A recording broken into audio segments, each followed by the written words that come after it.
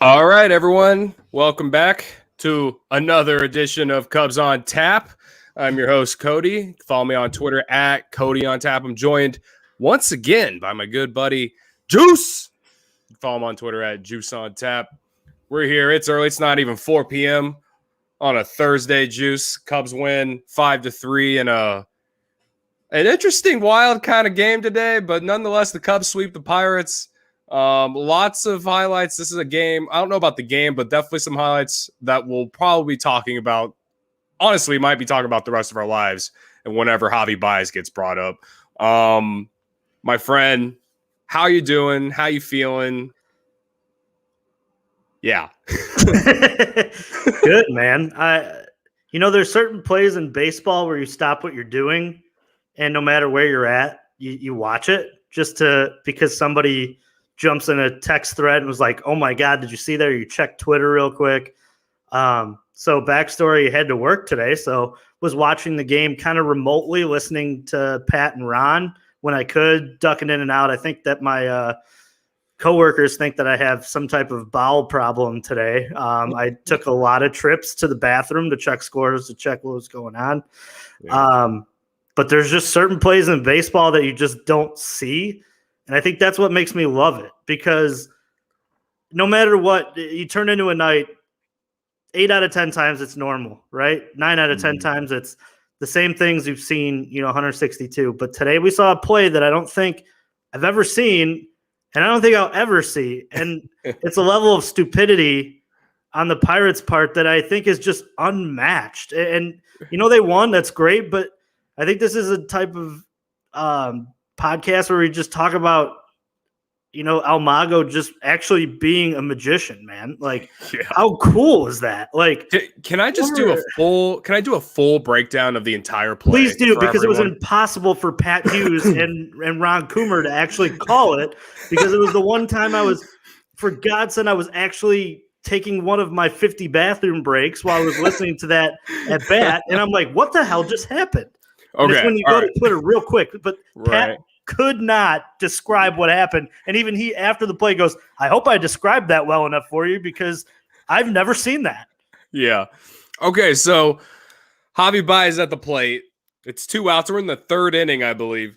And he hits a high fastball pretty sharply to the third baseman. All right. And then third baseman, it seems out, despite the fact that it was sharply hit, he gloves it. He's good. He looks like he's a major league ball player, and he heaves that thing on over to first base. And that's when things get wild.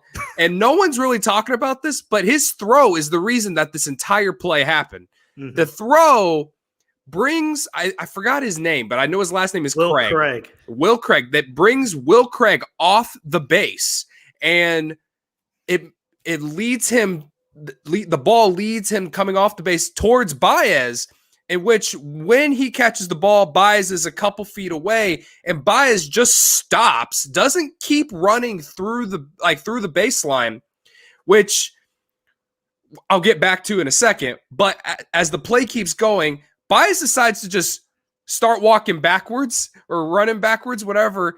And next thing you know, and like I said, there's 2 outs. Wilson Contreras, who was on second base, he's rounding third as the ball, after the third baseman's making the throw. So he's coming home no matter what, because there's 2 outs. Because, things get wild and with 2 outs if there's an error or something. We see it all the time.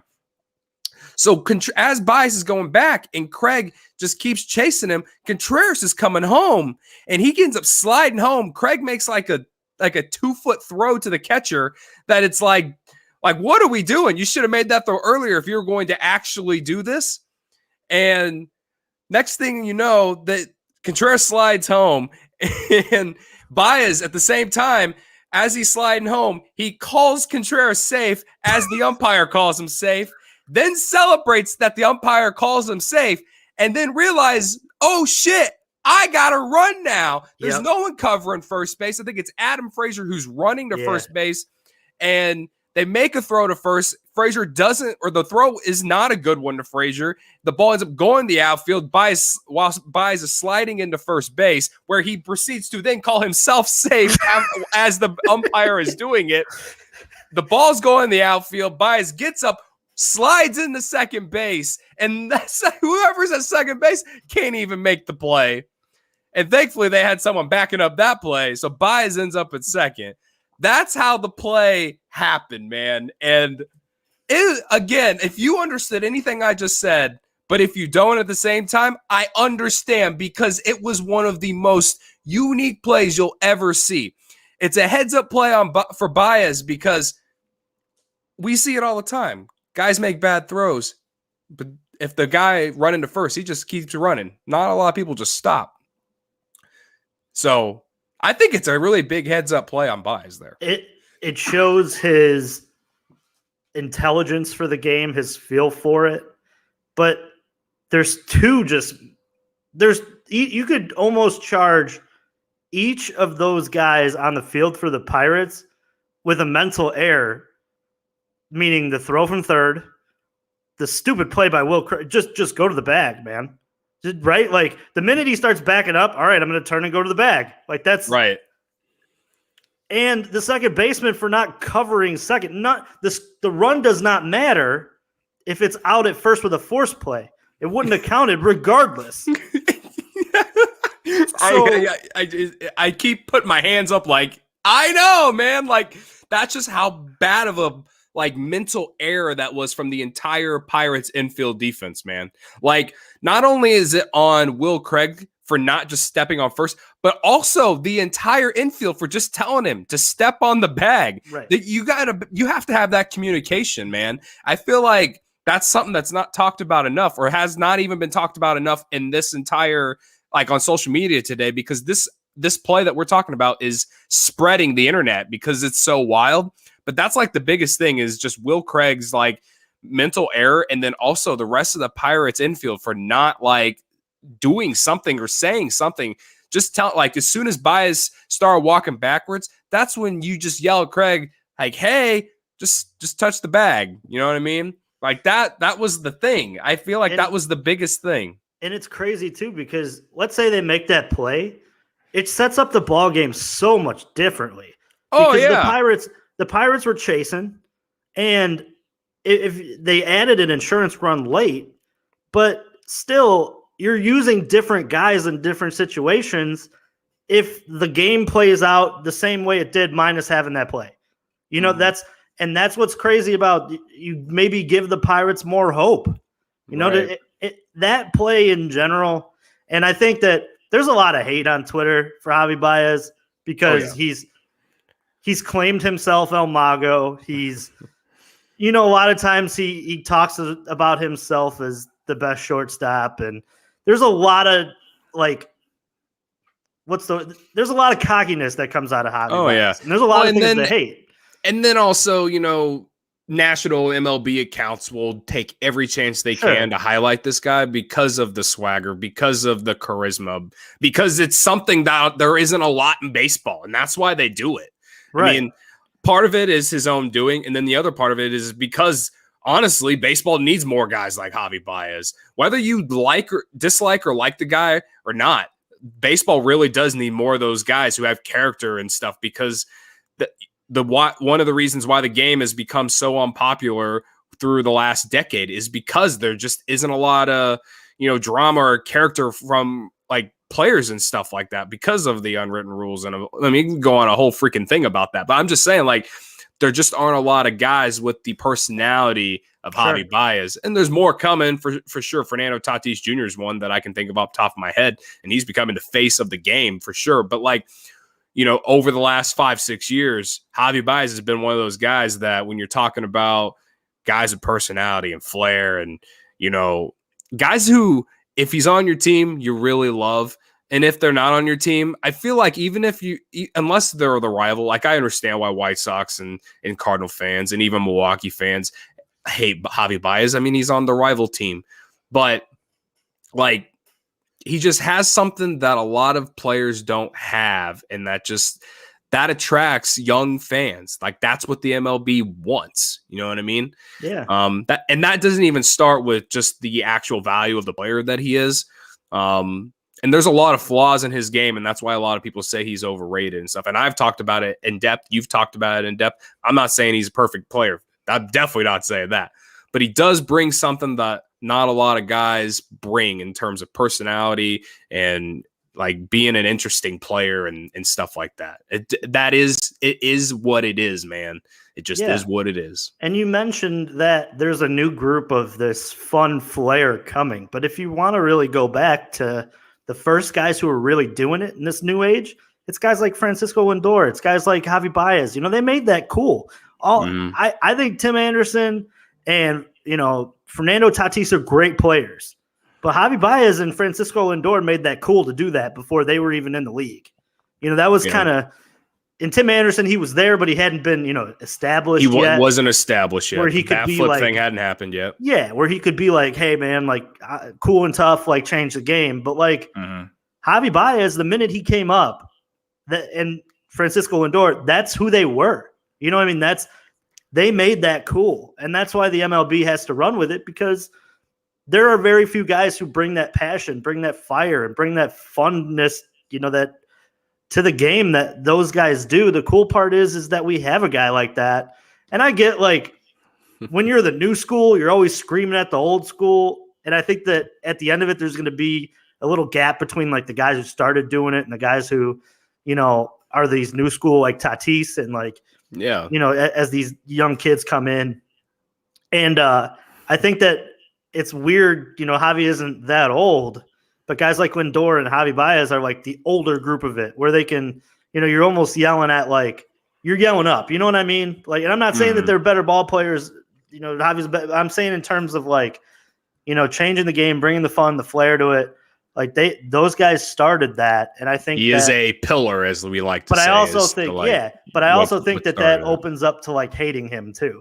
Oh yeah, like, everybody always hates the first one through the door, right? It's fun after that, and it's easier. But Javy Baez, in a lot of ways, upset a lot of people because the time during that, and I know it was 5 short years ago, the climate of baseball is totally different. Now you got guys like Trevor Bauer who have their own podcast, who are ripping guys online, ripping guys on Twitter. It was almost like the explosion of what Twitter was, and just like at your on your phone highlights. That was a time when Javy Baez was coming up, and it's cool to like just look down. Like I said, this play I think is so interesting, and people can hate him if you really do. If you don't like him, you still have to tip your hat and go, nobody does things like that. Like you said earlier, players usually run through the bag and get tagged. Right. The cool part is he started backing up and opened up the play or the option for Will Craig to forget that all he has to do is step on the bag. And that results in the run. I think it was an amazing play. It's a heads-up play, and you can hate him all you want, but he's unique. And that play, it alone, is maybe the one highlight I'll look at for the rest of my life and go, that's who Javy Baez was. When people ask me, what was Javy Baez about? You're right.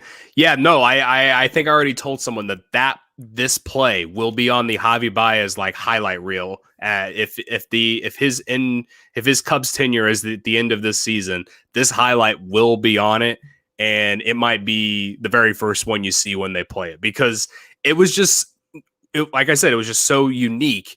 And again, plenty of blame on the Pirates, and maybe way too much credit on social media from the national MLB accounts for crediting Baez for what happened. I will say that much, but at the same time, it doesn't happen if Javy Baez doesn't stop running down the baseline. So, again, I don't want to, we've been talking about it for about 10 minutes. I don't want to talk about it the entire podcast, but it was a play that we will just, I don't think we're ever going to forget for a long time.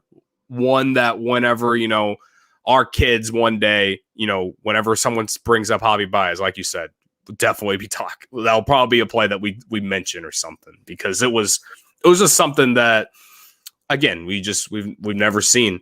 And I think that's is with all the flaws that Javy brings, that is something that he does bring that you can't see in the box score. And I don't even know what he did at the plate today, to be honest with you. I think he had one hit today. Yeah, I think he had one hit. Yeah, but I mean, that was about it. And defensively, he was great. We haven't even mentioned that hard hit ball that was up the middle. I think it was a couple innings later that he was falling back, running backwards and flinged it over to Bryant and ended up getting an out. Like on the base pads and defensively today, he really showed where he showed his value.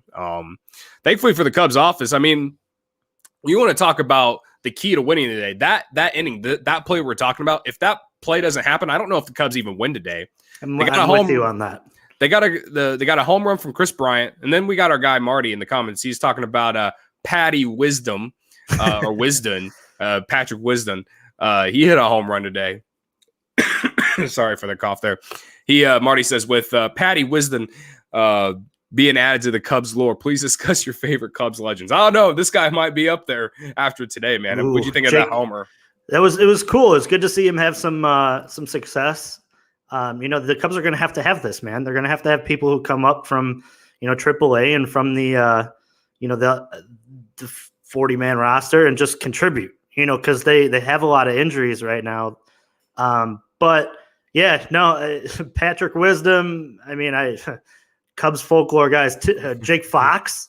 Remember Jake Fox? Jake Fox, Cubs. I mean, Mike Olt. Yeah. Tony Campana. Oh, if you want to listen to a really great interview, Tony Campana, go over to Skies Falling. It's in my Twitter bio. If you go look us up on Apple, Spotify, whatever, we did a Tony Campana interview in like December. It's an absolutely incredible interview. He's a great guy. Plays in the Mexican League now. But yeah, good for him. Still playing ball. Other Cubs legends. Rafael Ortega is gonna be one. I hope so. Sign me up for all the new Cubs legends, man. It'd be nice to see, this. They've had some success out of the bullpen. It'd be nice to see them, have some utility guys or some extra bench guys come up here. But yeah, man. I don't know. I try to think of like just straight, just athletes in quotations, guys that like. I mean, Jake Fox, that guy was huge, just a masher. Mm-hmm. Right. I don't know, man. Scott from Iowa adds, Patrick Wisdom is tough and cool. I think he means cool and tough.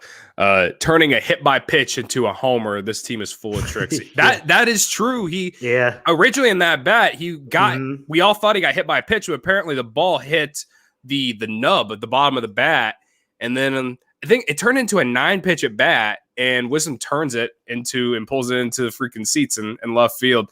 Apparently this is his first home run since 2018. and kind of like you said, man, like with all the injuries, the Cubs have 10 guys on the IL right now. Anything you get out of guys like Rafael Ortega and Patrick Wisdom and Nick Martini and Eric Sogard, it's a bonus. It's an absolute bonus, especially with Rizzo sitting out again today. And they sat Jock Peterson. Yeah, it was huge that the Cubs got that homer. That lineup today, when I looked at it, was set up like, oh, you're just going to punt today? You know what I mean? Like, it's almost like that. But, right. I mean, the Cubs are playing such good ball, and they obviously, Kyle Hendricks, getting through 7, giving up the solo home runs. But, hey, man, as they say in baseball, solo home runs really don't kill you. It takes a lot of solo home runs to get you running and end up with a loss. But, yeah, man, at the end of the day, they played a real solid game. I know that I didn't get to watch as much. I got to hear it though, but it's just to jump into the broadcast real quick with Pat and Ron, the funniest time, and I hate to go back to Javy Baez, but the funniest thing is after that play happens, Ron Coomer turns to Pat Hughes and goes, "Hey Pat, how do I score that?" Because at the end of it, if you were keeping score, how do you score that? I have no idea. I didn't even know it was a fielder's choice until like the next inning. Until the next inning. Yeah, that's what they ended up scoring as a fielder's choice, which actually makes sense. It does. It makes sense in the end. And then there had to have been an error. I think the Pirates ended up having 2 errors in the game, and it probably came from that inning. The throwing error is what. So it's a fielder's choice with a throwing error, and then obviously Craig doesn't tag. It's a mental error, but I don't think he gets charged with one. Right. Nuts, though, man. Just right. So, but yeah, to go back, we're gonna have to have guys contribute, and this Ian Happ with that big bloop RBI single after the Baez play turned out to be huge. We didn't mention that, and that was big. Because again, the Pirates got those 3 runs off 3 homers, they all came. 2 of them came in the 4th inning. So if the Cubs don't get those 2 runs in the 3rd inning, then it's 2-2 in that after the Pirates hit those 2 home runs. And then the Cubs don't score again until the 9th. So the Pirates actually would have led 3-2 if the Cubs don't score those 2 runs in the 3rd.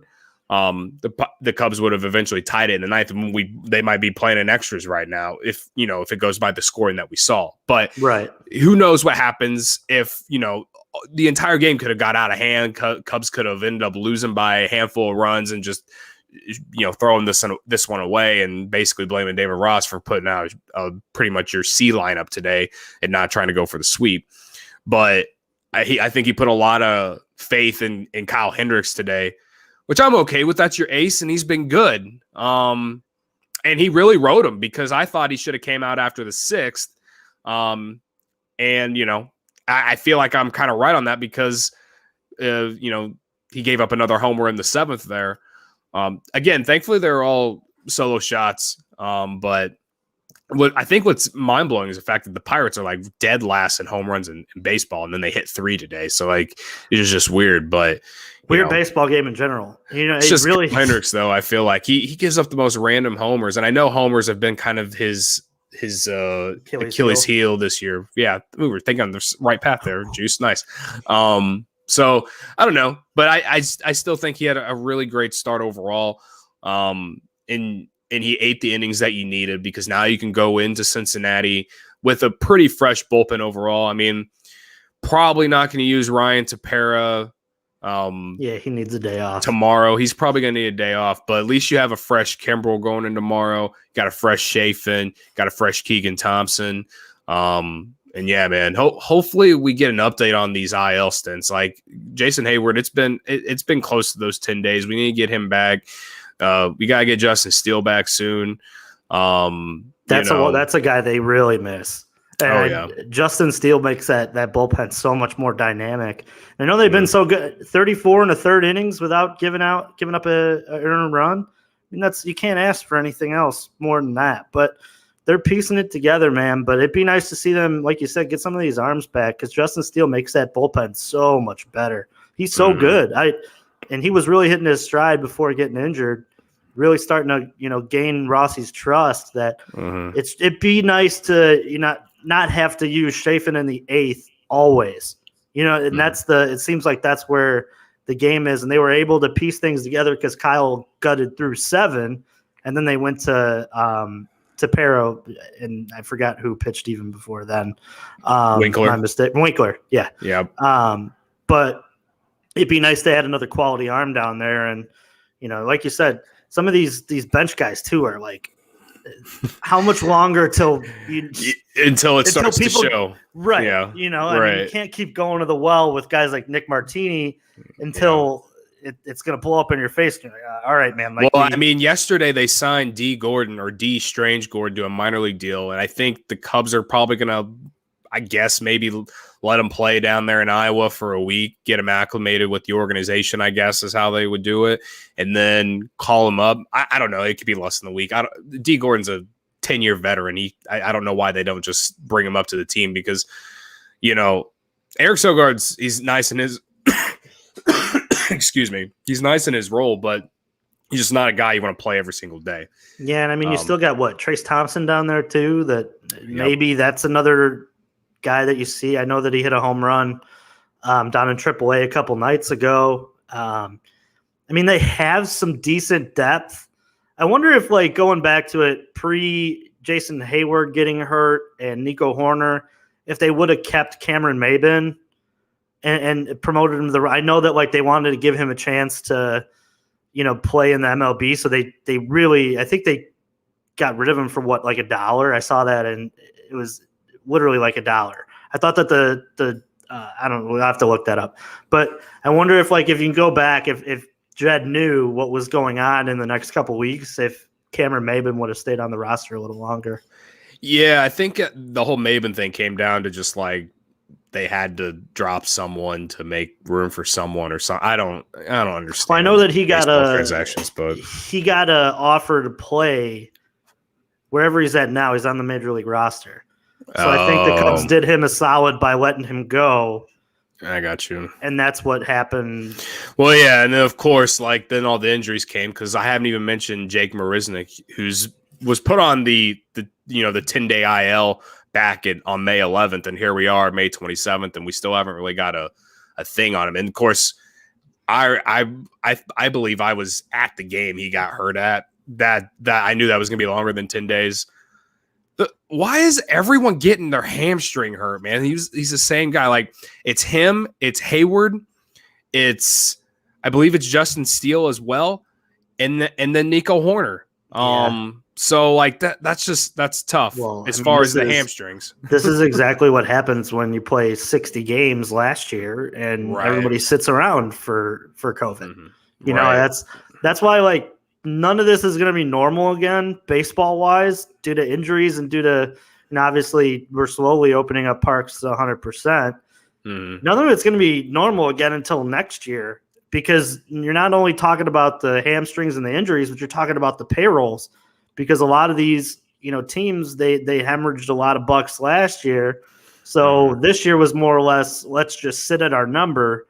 So now next year, hopefully the revenues are back and you're expecting, the dollar amounts from the beer and the sodas and the pops and the parks that, you can end up, dipping in to more funds. I mean, it's just crazy that, last year was so different, and this year in a lot of ways too is still different because it's the same game, but it's still the injuries and the rules with COVID, where if you're not 75%, vaccinated, the full team isn't, that there's different protocols that these guys have to go to. And it's actually, they were talking about this on the radio about how if your team isn't, it's almost, a competitive disadvantage to not be, because there's so many other things that you have to go through for a team that doesn't have the guys fully vaccinated. And that's why there's a lot of, Eric Sogard, mess around, hate, and Jake Arrieta are kind of on that same list. Right. But yeah, it's just a crazy, weird baseball season. And with the injuries that's happened, kudos to Jed and the group for being able to piece together some guys, because I mean, this could be really ugly. If you would have told me the names that are on this list and then included Anthony Rizzo with some back issues, I would have been like, damn, the Cubs are probably like 15 under. Right. Yeah. Not playing good baseball. It's amazing where they are considering the injuries. And you look at the White Sox and their two biggest hitters are out, and they're the best team in baseball, blah blah blah. Like, that's tough. But when you have this many like injuries to just key role players, because that's what most of them are, right? Right. Key role players, it won't hurt you in the short term, but in the long term it will. So that's why I said yesterday, we got to win today, and we got to at least take 2 or 3 against Cincinnati, because the schedule in June sucks. There aren't many home games, and they've played very well at home with the Wrigley crowd. And the road has been a little, it's been tough. It hasn't always been perfect, that's for sure. So, I'm not trying to get way too ahead, but, I will say one nice thing on the injury front. A guy me and you talked about, I want to say back in April, Trevor McGill, he had a rehab start on Wednesday. Nice. at AAA. He retired one batter of the 3 he faced. One of 3 batters he faced during his rehab outing. He gave up an earned run and walked to an 18-pitch appearance, which is not good, but it's just one rehab start. Yeah. So what the positive sign there is that he's throwing, he's out there performing, because they could really use a guy like, I remember me and you were we watched him pitch a couple innings and we were like, oh, this guy looks like he might have something. He was another one of those like pitch lab guys coming out here pumping 98, 99 out of nowhere. So that was, it'd be interesting to see how that goes. Anthony Rizzo, hopefully he's good for tomorrow's game. I don't want to think that the back issue, I know it's something that's always been a lingering thing from him, and he might have one IL stint, but hopefully he is back in the lineup tomorrow. And if not, then Rossi better have Jock Peterson in the lineup, man, and not Rafael I think Ortega. Jock will be out there tomorrow. I'm Yeah. about 95% sure no matter what, Jock's going to play tomorrow. Right. But I wonder too if some of Rizzo's issues are it's been unusually cold. And having a bad back myself, it's when it does get cold, it's just a matter of being tighter. And I wonder if when it heats up a little bit, we have consistent, 80 to 90 degree weather, if that'll loosen him up and he'll be, a little better, if he'll feel a little better. And maybe that's also a reason why, in April and May, he seems to struggle out of the gate, because with that back issue, maybe he's always a little tighter than he is during the summer months. I don't know, I'm just playing tinfoil hat here, but it'd be nice to see him get back tomorrow in the lineup, be healthy, because that's just it's a bat they really need, from the left side too, because they don't have a lot of guys from the left side who consistently drive the ball out of the ballpark. Obviously Jock is heating up and he's coming around. It's been hot too. Yeah, but I mean, it's his lineup and his approach to the plate from that side, and being just a force in that lineup, and how he's a guy who takes his walks, gets on base a lot. It's something that you miss, because it's there's a lot of guys on this team who they're free swingers. So I mean, it'd be nice to have that bat in there, and I'm hoping like you said, I'm hoping he's back in the lineup tomorrow. Right. Before we kind of just move on, I assume we can move on to the next game or tomorrow's game here in a minute. But I do want to talk about the ninth inning, because I don't know about you, but I was not feeling good going into the ninth inning after the fucking wild eighth inning that we got, that Ryan Tepera got us out of again. The guy continues to be nails. The guy continues to be. You remember last year he got like an MVP vote? He might get like 2 MVP votes this year. Ryan Tepera has been absolute nails in the Cubs bullpen this year, man. He's got a 2.66 ERA. Ends up pitching, getting the final 4 outs today. He looks like a guy. Our guy Marty, he wrote an article that went out today. It's like thoughts on trading Kimbrel at the deadline with free agency impending. And he talked about why we should trade Kimbrel, which is obvious. Like, it had mostly to do with his contract is up at the end of the year. Very similar stuff to Chris Bryant. And trading Kimbrel with the way this bullpen has been, it seems more likely. As much as I like right now in this very moment, I'm like, no, we can't trade him, because it's like this team is rolling right now. Like, this guy is a guy that Ryan Tepera has been great, but like Craig Kimbrel is a whole nother level. And that would suck if the Cubs made a run and then end up losing because they didn't have that closer in the ninth inning. That would hurt. But I guess what my point is that Ryan Tepera has been so good that he would be my first go-to in the ninth inning to be the closer if the Cubs did trade him, because he's been that good in the big moments. He's not afraid of the moment. And as much as I love what Dan Winkler has done, he's also been very wild. He's also, hits guys. And then as much as I love Keegan Thompson, he's a kind of like, I still like him more in the role of how we talked about him yesterday, where, middle innings, give you a couple innings, or even late innings, but just not the ninth inning, just getting those 1-2 innings, Josh Hader style, I guess you could say. And, he's been very good in that role. When you're a young pitcher like him, I kind of like him staying in that role, because if it ain't broke, don't freaking fix it. So Ryan Tepera, he seems to be good in those moments. If they traded Kimbrel, Ryan Tepera right now would be the guy that I would say, yeah, he should be the closer. But I don't want to think about it. But what are your thoughts on that? I'd feel so much more comfortable making that trade if a guy like Rowan Wick was healthy, right? I mean, that's very the true. Guy that that's another guy that's on the IL that I didn't mention. We've seen in the past, he's got that closer stuff. That's but with that, I think the questions of would you do it are going to be answered over the course of June. It's going to be, well, what is their record after going through the gauntlet that they have to go through? That's the schedule in June. If they play 500 ball, I mean, it's going to be hard for them to trade a guy like that because the strength of why they're winning all these games is because the starters just have to go 5 innings and then you can turn it over to the bullpen. That's what makes it tough. And the fact that you're finally getting the production out of Craig Kimbrell that you needed 2 years ago. Right. And it's like, it almost brings me back to like what we said about Chris Bryant yesterday. It's like, why not re-sign him? You know what I mean? Yeah. He's an all-timer. This is an all-time closer, man. And yeah, he's probably still going to want at least $15 million a year again.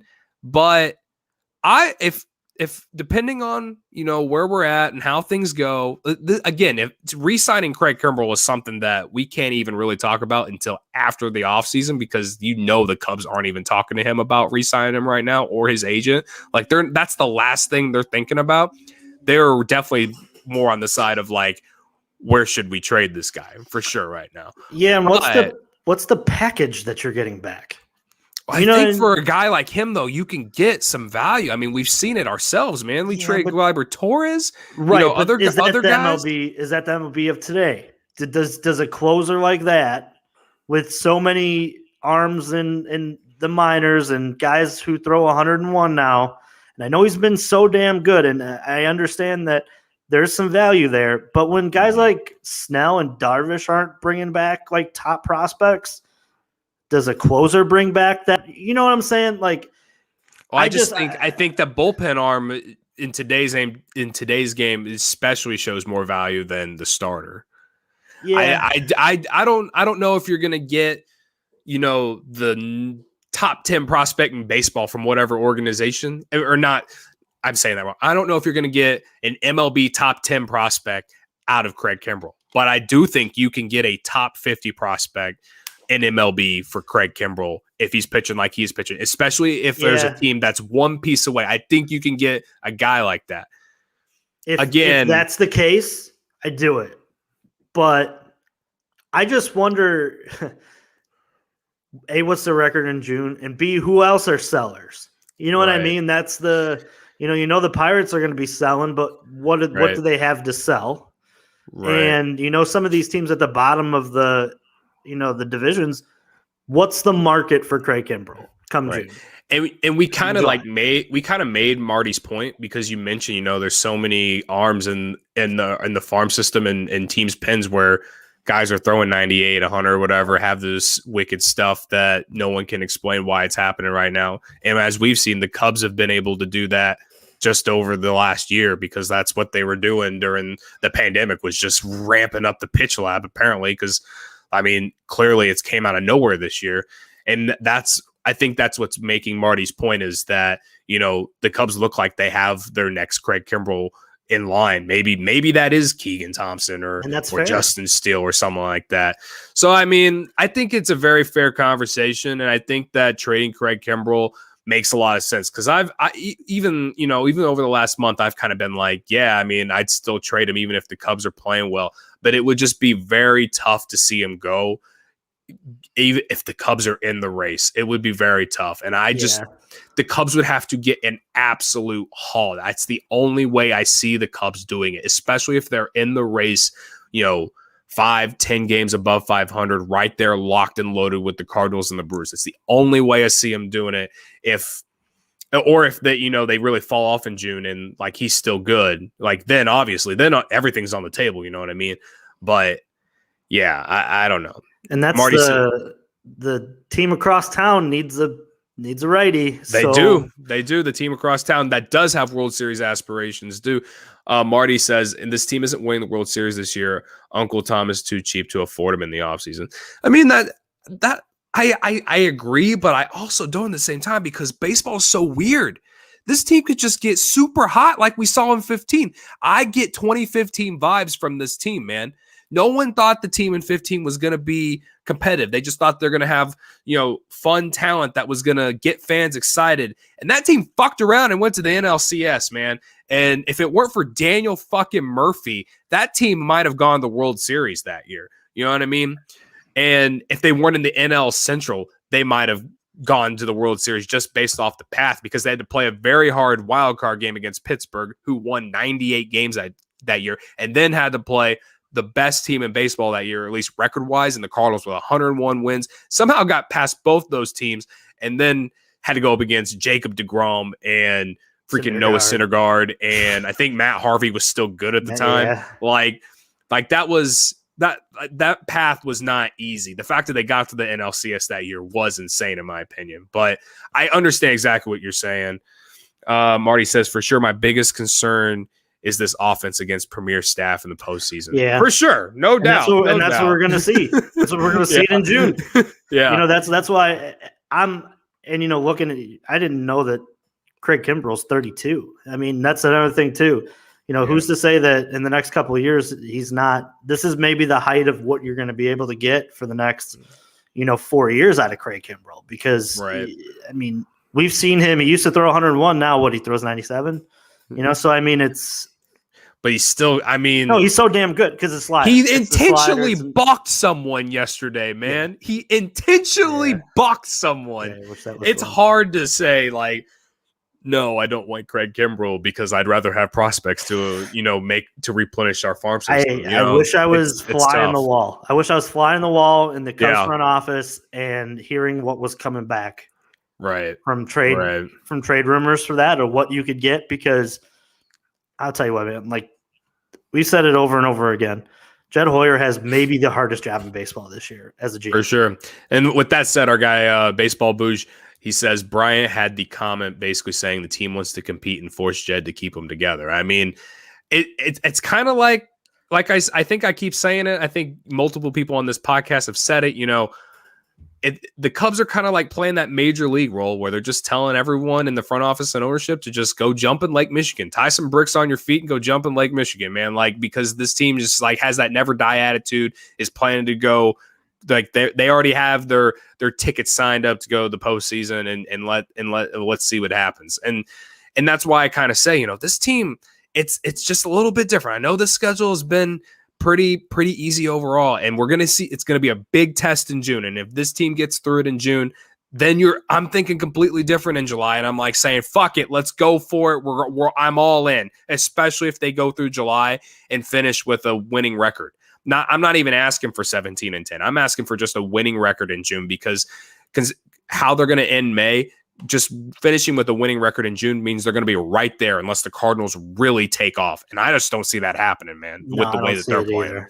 So. Yeah, it's such a tough conversation looking at where we're at right now. And you start to think, like, if the Cubs had this offense and this bullpen for like the last 3-4 years, how many World Series do they win?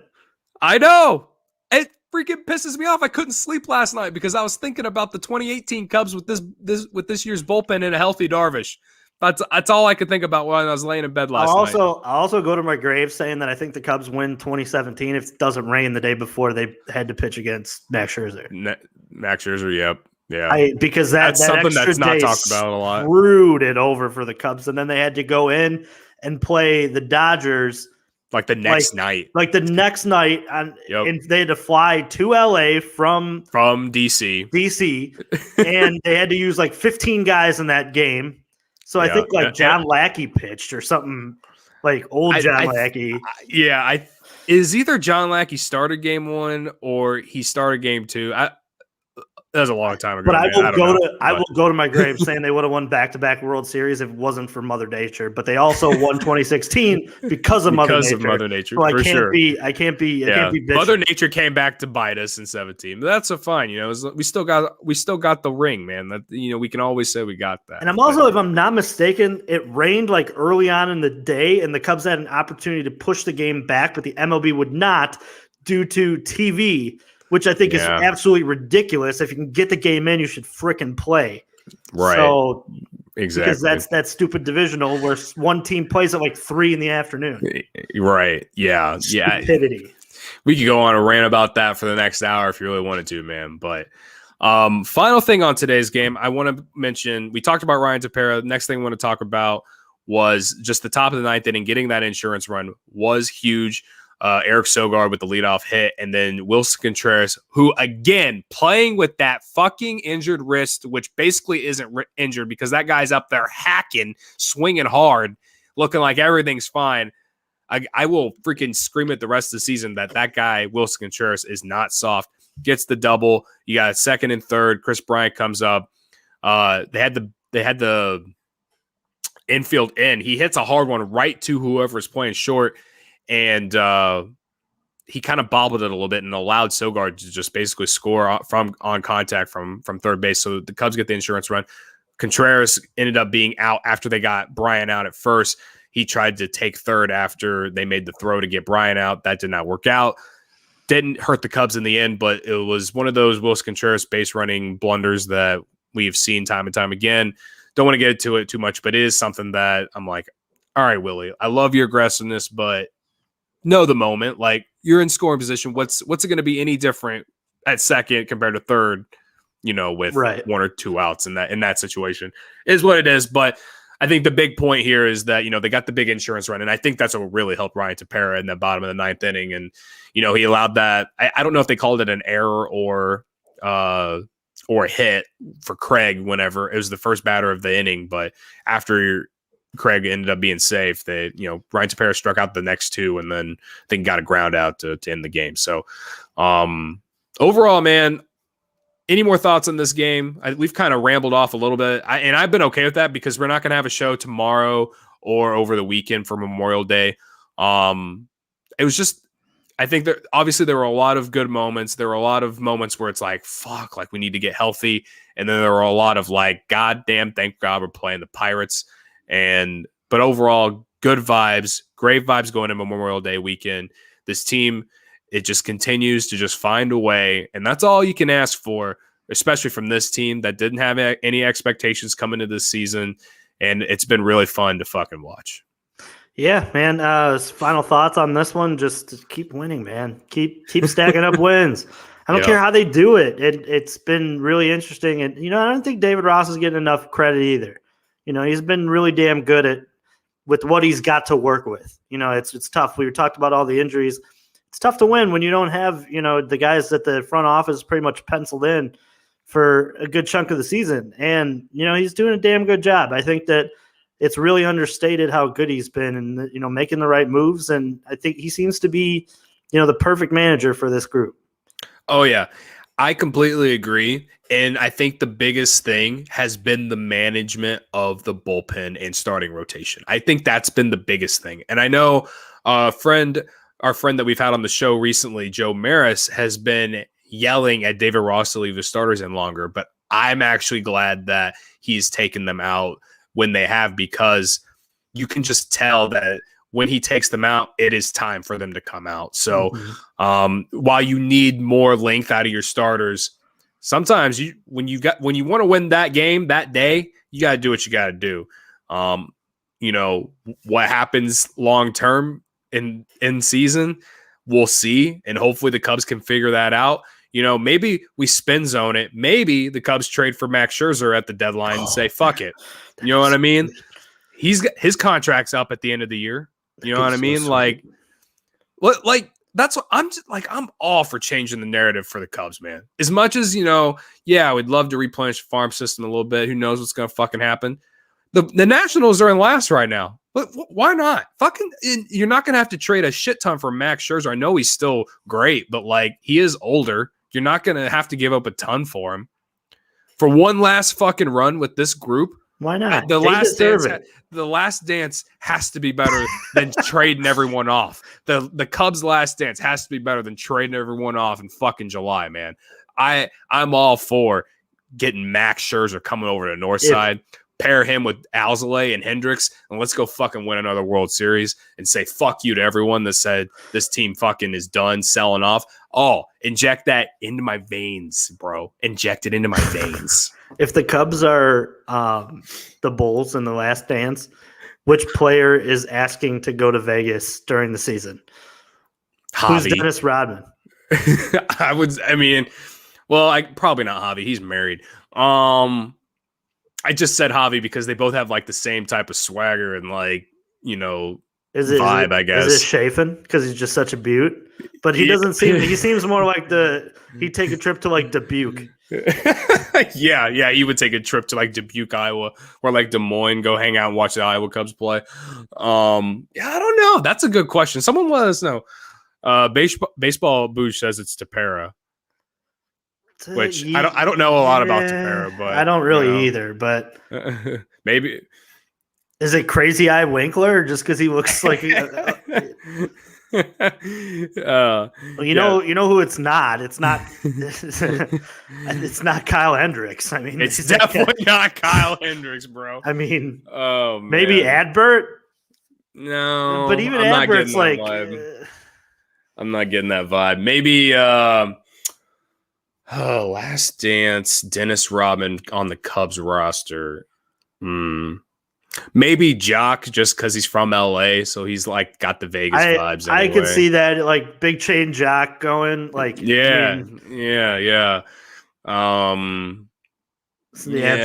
mean, in the past, I'd say it's J.A. And even him, though, in the past, I would have been like, oh, it's Anthony. Like, you know what I mean? Like, but now he's married and like, he's kind of mellowed out. Yeah. There's a kid coming along sometime soon, probably. Yeah, I'm sure that's it's not Kyle Hendricks and it's not Chris Bryant. Yeah, it's not Kyle Hendricks. It's although not Chris he's from Bryant. there, he's a Vegas kid. So right. I mean, yeah, that's an interesting one. Yeah, everyone let us know what you think on that one as we get into tomorrow's game. But I think we said it best, man. Let's get into tomorrow's game, though. The Cubs heading to Cincinnati. We got Albert Alzolay on the mound going up against what looks like to be Vladimir Gutierrez making his major league debut. He's making a spot start for Wade Miley, who threw a no-hitter recently. How weird baseball is. Exactly. And apparently he's injured, and that's why he's making the spot start. I did not know he was injured. But he's 2-0 with a 2.65 ERA and 3 starts for Louisville, which is, I believe, their AAA affiliate. So the Cubs don't have any experience against this guy. Like I said, Alzolay going for the Cubs. The Reds don't have a lot of experience against him either. And of all their main players, Nick Castellanos in 2 at-bats, he's batting .500, so he's 1 for 2. Other than that, no one has a hit against Albert Alzolay. I think Albert Alzolay's gone up against them once this year and was pretty solid. I think obviously his big thing is just not his inability to go deep into the 6th or 7th inning.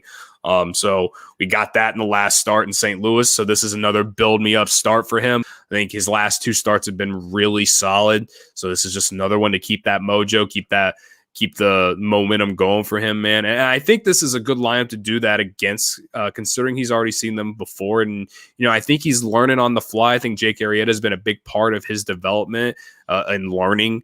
And he's coming in against Cincinnati this time with more confidence for sure than the first time. I think the key for him is, keep Winkler and Castellanos quiet, and you got a good chance to win. Obviously, Joey Votto is still a solid player, and he's probably a Hall of Famer one day, but he's not the Joey Votto of 3-4 years ago. So if you're keeping Castellanos and Winkler, off the base pads or in the ballpark at least, I think you got a good chance to win.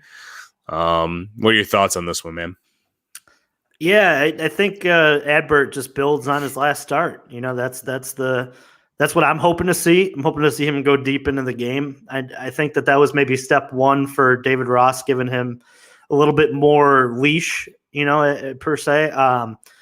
And I'm just hoping to see the Cubs go into that bandbox and hit the ball around, because it's really easy to hit in that ballpark. It's one of the most offensive ballparks in the MLB, and it's a rookie pitcher.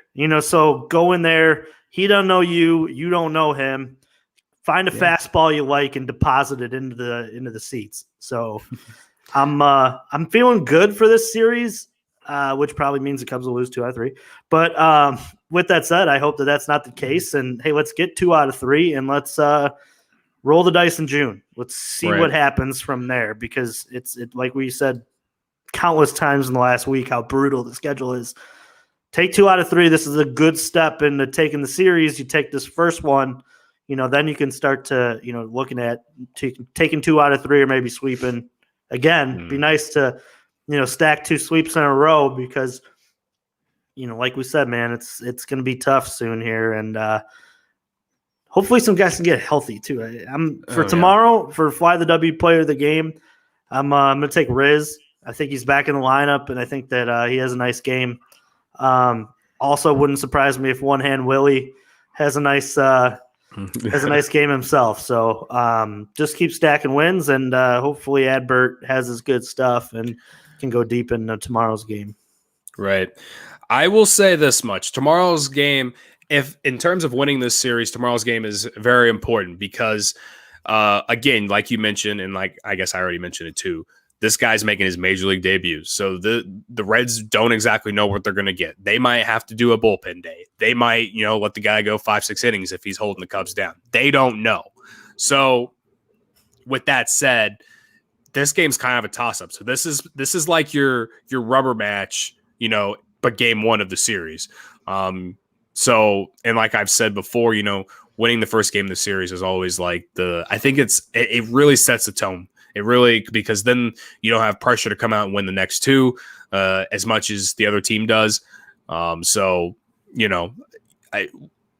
I do genuinely think Adbert will be your number 2 by the end of the year. He's going to, if the Cubs make the playoffs, it'll be Kyle Hendricks and then Adbert number 2 in the postseason. And the way that he's trending, I think that, with him tomorrow, I think, I love the way that the Cubs have it set up with Hendricks today and Adbert tomorrow. I think, you're going to get exactly what we saw at the last start. And if not the length, at least the stuff. And he's going to make some guys look stupid. And that's cool and tough. As far as a Fly W pick, obviously, I always take Chafin. That is my thing. And I'm going to ride it. That guy is the greatest stash in the fucking world. And, the way he just runs onto the field is so majestic. Guys like me just genuinely love it more than anything else. But I'm going to take, who am I going to take, Juice? I'm going to take, I'll take Jock Peterson just because he's going to be back in the lineup tomorrow, and the Cubs are going to need a big boost from the offense just because, the key to them winning this or sweeping the Pirates was that they scored early, and Jock Peterson had a big part in that. Hopefully, Jock, I assume he'll be at the top of the lineup again. He's been setting the tone over the last, couple weeks being at the top of the lineup. So I like that, and we'll see what happens. I'll take Jock if I had to take a position player, but obviously Chafin's my guy. Yeah, man. I'm just, you got any, what do you do in Memorial Day weekend? Playing a lot of golf. That's playing a lot of golf. All right. I'm hoping that it doesn't rain. I know it's going to be a little on the chillier side, but playing a lot of golf. Gonna house some beers and hopefully have a safe Memorial Day for everybody who listens as well. Make sure using Uber and Lyft and using public transportation if you're going anywhere, because the last thing we need is somebody getting in trouble or ending up dead. That's also, sorry to get all like morbid, but I had a family member who was involved in a drunk driving incident. Got hit by a drunk driver, so that's been like on the mind for a while. So plus the cops are out and they like pay attention to that shit so much more during these types of holiday weekends anyway. So right. Make sure if you're gonna be out driving, just have this podcast on and make sure you're sober. That's the only reason you should be driving is because you want to listen to this podcast. Damn right. So, but yeah, gotta get out there, have some beers, probably grill out, probably and hang out with the fam, and I'll be back in Chicago, which is nice. And too bad they're not in town. I'd probably hit a game, to be honest with you. But man, that's about you. How about yourself? Well, unfortunately, I'm going to that shitty city of St. Louis. I'm really taking a big hit to my, just my personal well-being in doing this. You hate to see it. I genuinely hate to see the fact that I'm going to St. Louis for Memorial Day weekend. Technically, I'm not going to St. Louis, but I'm going to St. Louis area. But in all seriousness, I got a buddy. I was in his wedding a couple years ago. He's having a Memorial Day party at his house. Spin Zone. None of them are Cardinal fans, so I don't have to like hate them the entire weekend as they'll probably have the Cardinals game on. They probably won't actually. They'll probably just have whatever game is on in general, which unfortunately probably will be the Cardinals game because I'll be in the St. Louis area. But at least I won't have to hear them be the best fans of baseball. Yeah, that's real nice of you to go down there and the goodness of your heart, and I'll be following the Cubs though. Don't you worry. But I told you, man, like make sure. And you told me this yesterday. Watch your teeth, and make sure yeah. Yeah. Make sure you watch my back. Yeah. Watch your back. Watch your deodorant because they don't know what that is down there. And the last thing you need is somebody stealing your stuff. And it's if there were any charitable donation you can do down there, throw $1 at somebody because that's probably the most money they've ever seen. But yeah, man, it's just be careful because the last thing I need is you coming back and we're doing a Cubs on tap and 4 of your teeth are gone and I'm like, what the hell happened, man? And then I got to tell the whole story. Yeah, tell the whole story. Then I'll be known for being the Mayo guy, and then also the guy who went to St. Louis Memorial Day weekend who got in a fight with a bunch of Cardinal fans or something. Well, I was thinking more or less they try to steal your teeth because they don't have any for themselves. But the good thing about for that is if that does happen, Mayo is the consistency of it is not meant for teeth. So you'll be just fine. I'm sure you won't have to go starve. But yeah, man, everybody have a safe, happy Memorial Day, and think of veteran too. That's another one. That's a good point, man. That's a good point. So, man, I got nothing else. I just want to remind everyone to head on over to ontapsportsnet.com to get all your Chicago sports needs, from podcasts, literature, beer reviews, anything else Chicago sports related. And you can follow all the great personalities at OnTap Sportsnet on Twitter, like me and Juice. You can follow me at Cody on Tap. You can follow Juice at Juice on Tap. And you can follow the rest of the Cubs on Tap crew at Cubbies on Tap on Twitter, or at least you can find them on our Twitter account at Cubbies on Tap, and also on Instagram at Cubbies on Tap. I think I did my best Ron Luce impression there. I hope he's all right there. I hope he's down in Atlanta right now, right? Correct? Yeah. So yeah, I hope he's alive and well. Hope we see him soon, man. But I guess one more thing before we head out of here. Cubs are 12-6 since I inhaled the bottle of mayonnaise. Again, we like to thank the morale blend for, waking the offense up. But I really think me going on the live stream to just inject nothing but mayonnaise power into the Chicago Cubs has led to wins, because they are 12-6 since I sat on a live video and inhaled the mayonnaise like a fucking idiot, honestly. But whatever. I mean, the question becomes is if they start to struggle, are people going to be in your DMs telling you to eat more mayo? Dude, they already are. They lose one in a row and they're like, all right, pull out the mayo, Cody. I'm like, fuck, guys. So I think Cubs on Tap has to ask, what's the number for you to pull out another? Oh, someone already did. And I already set the bar very high. I said that, well, I guess this was for a win streak. They said if someone asked, like, and this was like a day or two after, and they were like, how many wins is it going to take for you to do it again? And I was like, 25 straight. And I was like, 25 straight wins, because the whole thing started behind the Dodgers or sweeping the Dodgers. Now, as far as losses, oh boy, man, I don't know. I don't want to do it, man. I don't want to do it. No, I don't blame you. They'd have to lose 15 in a row. I'll put it at 15. They lose 15 in a row. Okay. If they lose 15 in a row, I'll do it again. I don't even know if it'd be worth it, because losing 15 in a row just means this team stinks. So yeah. Also, you've now set the precedent that if, let's say that they lose 15 in a row and then win one and then lose 15 again, like you're gonna have to eat more mayo. Yeah. And at Yeah, that I don't point, know. they'd be 1-30, and I'm sure Chris Bryant and everybody's traded. So Yeah. your back half of the year may just turn into Can I have a pending that the core is still together after July 31st? Yes. Okay. We're putting that in there. Also, I'll let you flex out and have like Chipotle mayo, maybe something with a different flavor. I know that there's different ones out there. Just saying, man, like this next one, change the flavor profile if you have to do it. Yeah, I might have to do that, man. I still haven't had any mayo since the day, and I don't think I'm going to for a while. I don't blame you. For a while. Oh, man. By the way, like, how was that night? Like, after that had to be just lump in your stomach for days.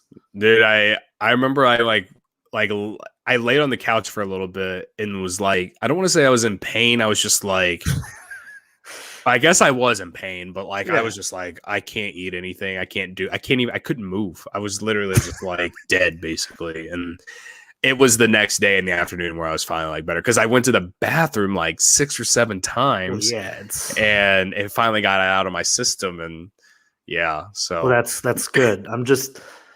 I can't imagine, I think just a little bit on my cheeseburger or on my sandwiches every once. I can't imagine having the amount of mayo in one sitting that you had. The things I will do for the Chicago Cubs to win baseball games, man. And you didn't even have like a chaser. You just ate it. I did get some water eventually. Yeah, but that don't count. The water don't count. Like, no. I mean, you didn't even think about like dipping anything in it and having like you just ate it. Yeah, I just ate it. Yeah, I mean, like crazy. If I did it, I would have been like, I'm gonna dip like a cucumber in here or like change the flavor profile, maybe a carrot. Yeah, no, man, you maybe like have a tortilla and like put some hot sauce on it too. No, you just went straight mayo, man. Like, and I tipped my hat to you that day. I wouldn't want to be your stomach, but I had to make sure that you were all right. And I waited a while to ask that question. Trust me, it's been on my mind for the last couple episodes we've been on. But yeah, I do know that the thickness and the flavor of mayonnaise is just. Oh God! Can't imagine having a whole bottle worth of it in one sitting. So, right, I don't blame you if you don't eat mayonnaise for the rest of your life. That's yeah. It's gonna be a while, man. But anyway, we're almost to an hour and 10 minutes, man. For everyone that's been in the stream, thanks for tuning in. Thanks for sending all the good questions. Again, no show. Friday, Saturday, or Sunday. I think Ron wants to get a show out on Memorial Day though, so I guess we'll be back Tuesday technically to hear the podcast. If you want to tune in for the live stream, it'll be Monday afternoon. I think they play a day game on Memorial Day. Just what makes sense if the Cubs are playing a night game on Memorial Day. Yeah, I got nothing else. Juice. Hope everyone has a great Memorial Day. Like I said, let's get out here the only way we know how, man. Fuck the Cardinals. Fuck the Cardinals, and let's go Cubs.